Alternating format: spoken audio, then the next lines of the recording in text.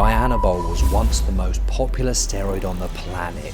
Arnold was the face of the drug. He created a culture where men were walking round looking like gods. So how did Dbol go from being the top-ranked steroid and one of the most loved anabolics worldwide to being nothing more than a bittersweet, phased-out memory from the past? The reason for Dianabol's undoing is not what you might think. This video is the truth about exactly what happened to Dbol, and it answers the question, if in the right hands, can it be used safely and to great effect?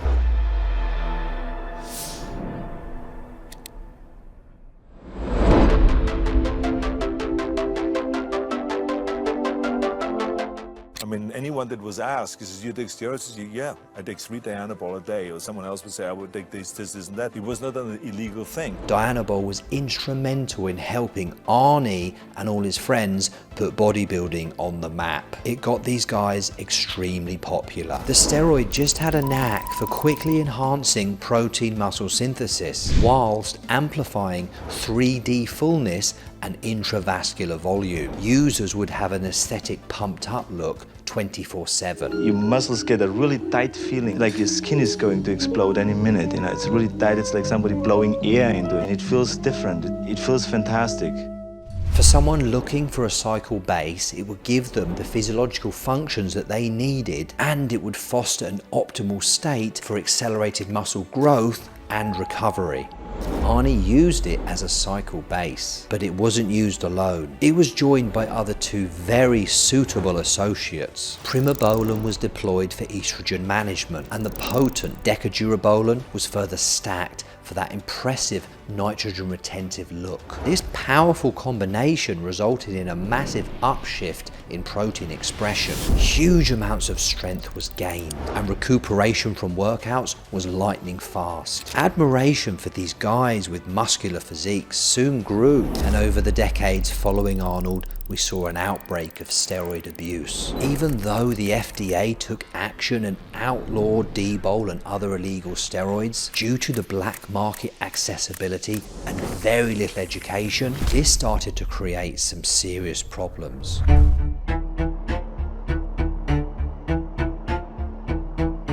When the internet, with all of its chat forums, hit their boom in the early 2000s, Dbol and other steroids were being easily purchased underground on various websites. You bought Dbol $100, altogether $9.95. But unlike nowadays, there was a huge lack of background and quality information on these seemingly magical drugs. The go-to people for advice, who had the muscle gains, but also had the brains of a rocking horse. They were behind keyboards on bodybuilding forums, dishing out wild, dangerous advice. So we had people who looked the part through genetics and suffering, but didn't actually know shit about educating someone on a safe cycle. Blood work was looked upon as an over-the-top expense, and guys that didn't want to be huge bodybuilders, who just wanted to run a safe, low-dose cycle, they were seen as pussies.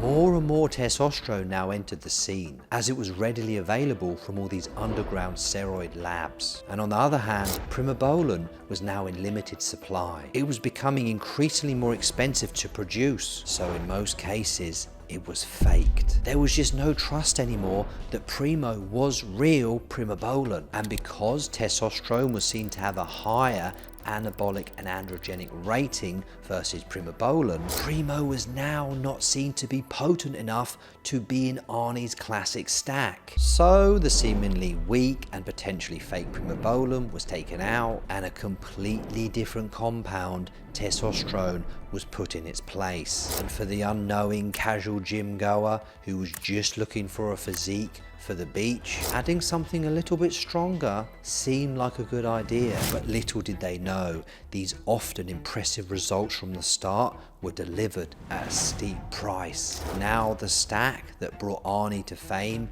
was starting to get lost in translation. Guys were deploying an unbalanced combination of test, Dbol and Deca, causing huge amounts of estrogen and then tapping out, quitting the steroids because of all the side effects in a matter of weeks. They would then face shutdown to their natural testosterone levels for many months, with very little gains to show for it. And at this point, it's clear to see Dbol was simply caught up in the wrong stack. Its once cycle-based positive characteristics were now, because of the second testosterone base, causing huge problems. There was no one really back then directing people with a safer alternative to putting on muscle.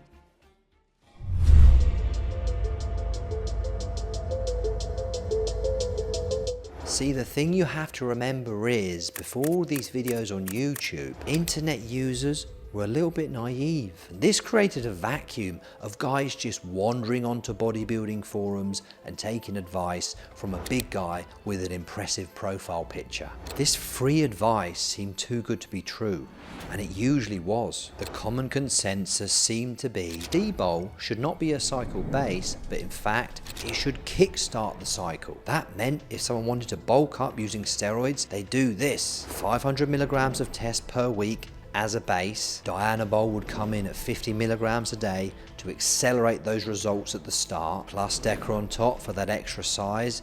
This combination was all the rage. The DHT side of the equation that was so helpful in the past was often ignored. This really did leave the user in trouble. Now, around the same time, professional wrestlers wanted to become larger than life, so they decided to use the same stack. Physiques worldwide got puffy, ridiculously oversized and swollen. The dosages were high, the health checks were low. This potent combo of test, Dbol and Deca was spiking people's blood pressure and leaving them in the A&E. But all of these problems were actually very simple to avoid.